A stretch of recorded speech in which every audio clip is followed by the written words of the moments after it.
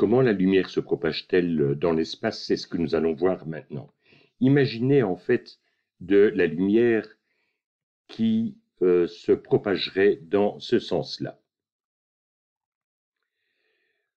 Et sur le chemin de cette lumière, qui normalement est rectiligne, donc si la lumière voyage dans le vide, sa direction de propagation va être conservée, je vais mettre maintenant ici un obstacle, un milieu, si vous voulez, que la lumière doit traverser. Je vais appeler ça globalement un filtre. Qu'est-ce que c'est que ce filtre? Ça peut être aussi bien une feuille de plastique aussi fine qu'un dixième de millimètre, ou éventuellement ça pourrait être plusieurs kilomètres d'atmosphère. Peu importe. Nous avons un milieu matériel que la lumière doit traverser. Avant d'aborder ce filtre, l'intensité lumineuse ici était l'intensité incidente. Et moi, je vais regarder dans un premier temps la lumière qui a traversé le filtre sans être déviée. C'est ce que je vais appeler l'intensité transmise.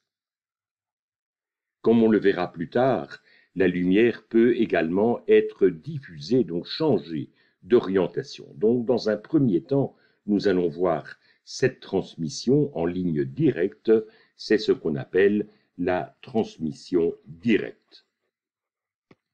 Nous verrons ensuite la transmission diffuse.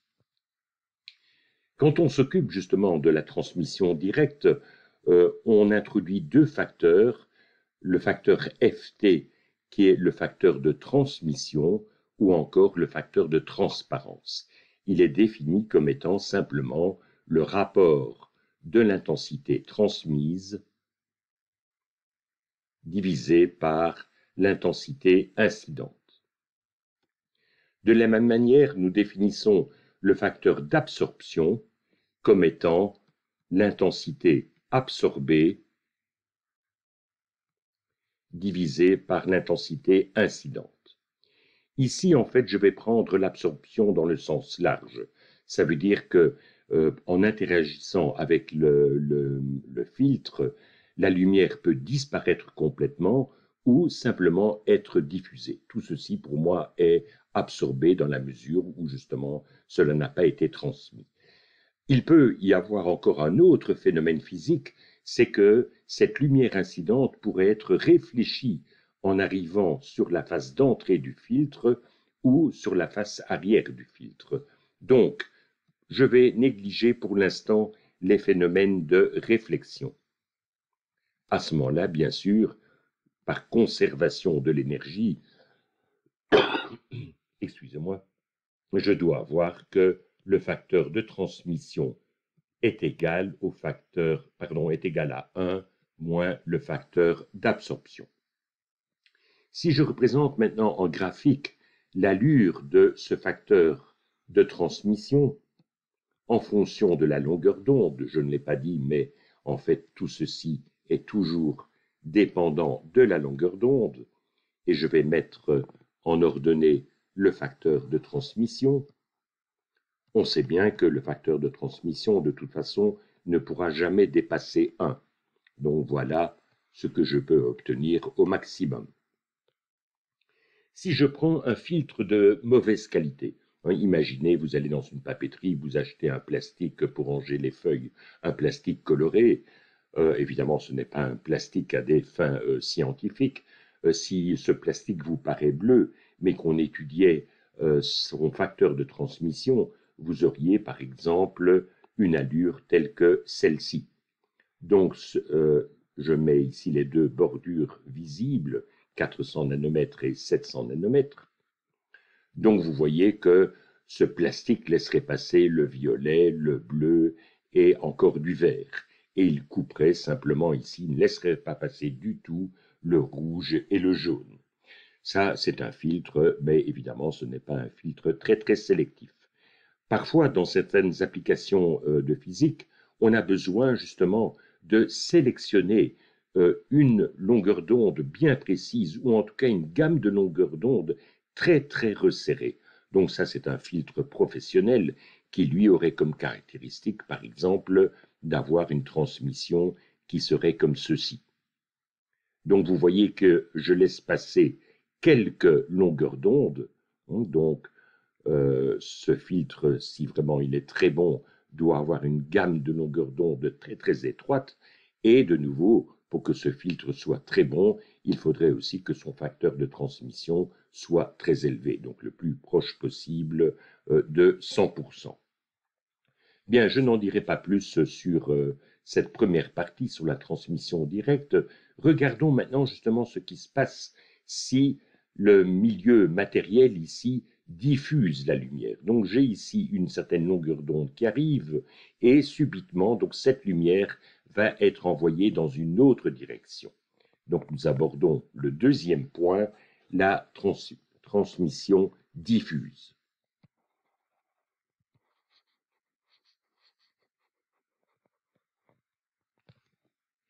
Imaginez de nouveau de la lumière qui serait envoyée dans cette direction-là, et je vais préciser en fait le champ électrique de cette lumière. Imaginons par exemple, je fais une vue en perspective, mais la lumière a son champ électrique dans le plan horizontal. Donc vous savez que de temps en temps, le champ électrique sera orienté vers l'arrière et l'instant d'après, il sera vers l'avant. C'est en général le symbole que l'on utilise pour parler d'une polarisation horizontale. Donc on utilise une double flèche, ça veut dire que le champ électrique est dans le plan horizontal, bien sûr, parfois vers l'arrière, parfois vers l'avant. Donc je prends cette onde polarisée qui arrive comme ceci, et je vais rencontrer un atome. Donc je fais un zoom, bien sûr, à l'échelle atomique. Un atome, je peux le considérer comme étant un électron et le reste de l'atome. Mais il est clair que le reste de l'atome, maintenant, est devenu un ion positif, qui est très lourd à cause de la masse du noyau, tandis que l'électron est très léger. Donc, ça veut dire essentiellement que cette espèce d'ion positif ne bougera pas avec le champ électrique, tandis que l'électron qui est très léger et qui est soumis au champ électrique va évidemment commencer à gigoter. Il va gigoter, il va faire un mouvement de va-et-vient dans le même sens que le champ électrique. Donc voilà le mouvement que va faire l'électron. Il passe vers l'avant, il va vers l'arrière, il revient en avant, il va en arrière. Qu'est-ce que vous reconnaissez ici? En fait, j'ai un dipôle électrique oscillant, comme nous l'avons vu il y a quelque temps. Et nous savons qu'un dipôle électrique oscillant va commencer à rayonner. Donc, je vais avoir du rayonnement dans l'espace, a priori dans toutes les directions. Donc, la lumière incidente a été rayonnée à différents angles. Tous les angles, souvenez-vous de ce qu'on a dit? Oui, tous les angles sauf un. C'est celui qui est prolongement, excusez-moi, de la direction du dipôle. Donc si je prends ici l'axe du dipôle, eh bien dans ces directions-là, je n'aurai pas de rayonnement. Bien, si on faisait de la physique théorique, mais le calcul est assez difficile à faire, on pourrait démontrer que l'intensité diffusée est strictement proportionnelle à la fréquence de l'onde, attention, à la quatrième puissance. Ce qui veut dire que si je prends les deux extrémités du spectre visible, 400 nanomètres donc pour le rouge, 700 nanomètres pour le violet, faites le quotient de l'intensité diffusée dans le bleu, donc à 400 nanomètres, divisé par l'intensité diffusée dans le rouge, à 400 nanomètres, faites le calcul, vous allez voir que ceci est pratiquement égal à 10. Donc le bleu est diffusé 10 fois plus fort que le rouge. Quelles sont les conséquences de ceci? Eh bien, ceci vous permet entre autres de comprendre pourquoi le ciel est bleu. En effet, je vais esquisser ici la surface terrestre. Donc vous avez la surface terrestre. Je vais exagérer l'épaisseur de l'atmosphère. Donc voilà l'atmosphère. et je prends le soleil très très loin ici à gauche. Prenez un rayon lumineux qui était envoyé par le soleil, mais qui ne vous est pas destiné, c'est-à-dire qu'il vient du soleil et il traverse l'atmosphère et il irait dans cette direction-là. Vous êtes ici et vous regardez n'importe quel point du ciel. Moi, je regarde par exemple dans cette direction-là. Vu ce qu'on vient de dire, normalement, s'il n'y avait pas le phénomène de diffusion, il est clair qu'il n'y a aucune source lumineuse dans cette direction-là. Donc, normalement, le ciel devrait être complètement noir. S'il ne l'est pas, c'est parce que justement, nous recevons de la lumière diffusée du soleil. Donc, ce qui s'est passé, c'est que à un endroit précis, par exemple ici, dans la direction où vous regardez, le soleil l'atmosphère a diffusé du rouge et ce rouge vient dans votre direction. De la même manière, il a diffusé également du bleu. Il a diffusé bien sûr du jaune, du vert et toutes les couleurs intermédiaires. Mais souvenez-vous de ce qu'on vient de dire. Il diffuse 10 fois plus de bleu que de rouge.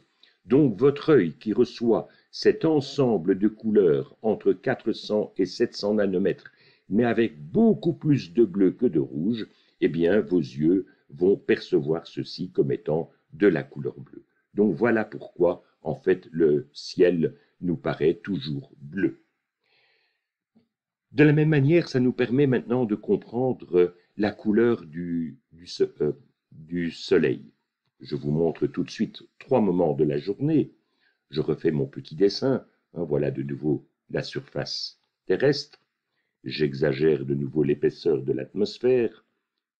Pour la clarté de mon exposé, imaginez que l'atmosphère est cette épaisseur-là. En gros, vous pouvez dire que j'ai ici à peu près 10 km effectifs d'atmosphère. On sait bien que la densité de l'atmosphère n'est pas constante. Elle est maximale au niveau du sol et puis elle diminue plus ou moins exponentiellement pour tomber à zéro. Mais en gros, je peux dire que j'ai une couche relativement dense qui ferait quelques kilomètres, disons 10 km. Je vais prendre dans un premier temps le soleil au zénith. Vous êtes ici en bas, et vous regardez le soleil. Bon, ne le faites pas trop longtemps, il paraît que ce n'est pas bon pour les yeux. Or, que s'est-il passé?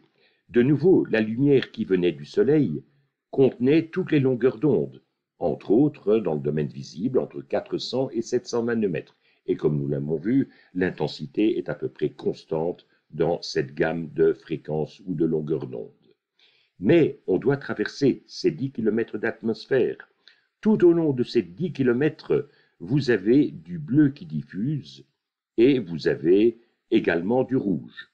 Je prends de nouveau toujours les deux mêmes extrémités, le bleu et le rouge, mais il est bien entendu que vous interpellez en mettant toutes les autres longueurs d'onde entre 400 et 700. Moi, je ne discute que des frontières.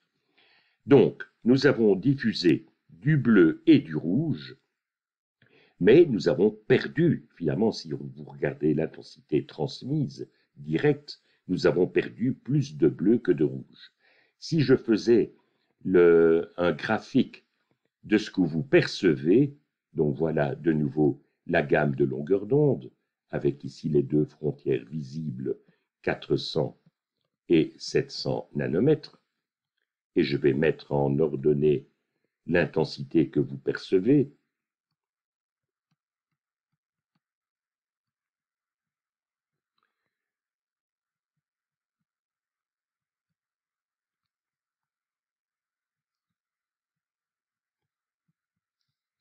Au départ, s'il n'y avait pas eu l'atmosphère, ce que vous devriez recevoir, c'est une intensité constante venant du Soleil. Mais à cause justement de cette perte privilégiée dans le bleu par rapport au rouge, ce que vous allez percevoir dans cette situation que je vais appeler 1, c'est peut-être quelque chose comme ceci. Vous avez perdu une certaine quantité de rouge, mais vous avez perdu beaucoup plus de bleu. Néanmoins, avec ce mélange de couleurs que vous recevez, vous allez percevoir tout ceci comme étant du jaune. Recommençons maintenant la même discussion, mais cette fois-ci le soleil est en train de se coucher. Donc je vais prendre le soleil qui se trouve ici. Ça, ce sera notre situation 2. Et regardons de nouveau les rayons lumineux qui viennent du soleil dans votre direction. Vous vous rendez compte que maintenant, le chemin à parcourir par cette lumière à travers l'atmosphère s'est allongé.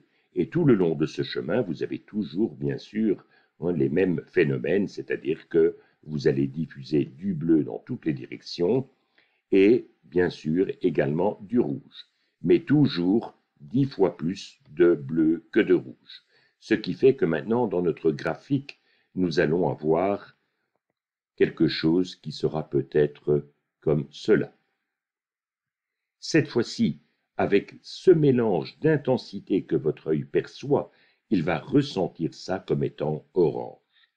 Et si je continue encore, ce n'est pas visible tous les jours, mais certains jours, je vais prendre une troisième situation. Imaginez vraiment le soleil très très bas sur l'horizon. Cette fois-ci, bien sûr, le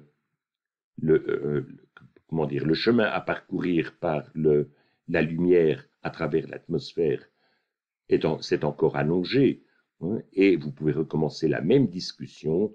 Eh bien, cette fois-ci, dans cette situation 3, l'intensité transmise sera quelque chose comme ceci. Et donc, de nouveau, votre œil qui reçoit ce mélange d'intensité va percevoir ceci comme étant du rouge ou bien du rouge orangé. Donc voilà ce qui explique la couleur que prend le soleil. Mais prenez par exemple dans la situation 2, il est clair que si on s'amusait à mettre un prisme ici, donc vous percevez le soleil comme étant orange, hein, mais si on mettait un prisme dans le chemin, on retrouverait de nouveau toutes les couleurs de l'arc-en-ciel. Seulement, il y aurait très peu de bleu et il y aurait beaucoup plus de rouge. Ceci nous permet également de comprendre le phénomène qui se passe quand il y a une éclipse de lune. Je vous montre tout de suite le dessin.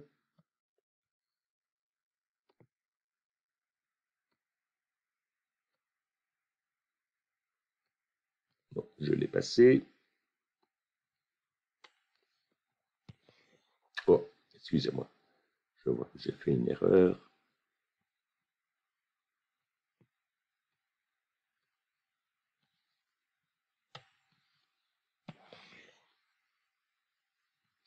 Donc voilà ce qui s'est passé, quelques photos successives lors d'une éclipse de lune. Donc je vous rappelle ce que c'est qu'une éclipse de lune. Vous avez la Terre ici et la Lune est passée exactement derrière la Terre par rapport au Soleil qui est là-bas.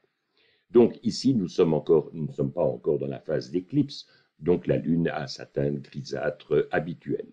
Là, l'éclipse commence, et ici, l'éclipse est complète. Ça veut dire que la Lune, maintenant, est vraiment cachée derrière la Terre par rapport au Soleil. Donc ça veut dire, en fait, que la Lune devrait disparaître. Elle devrait être absolument noire.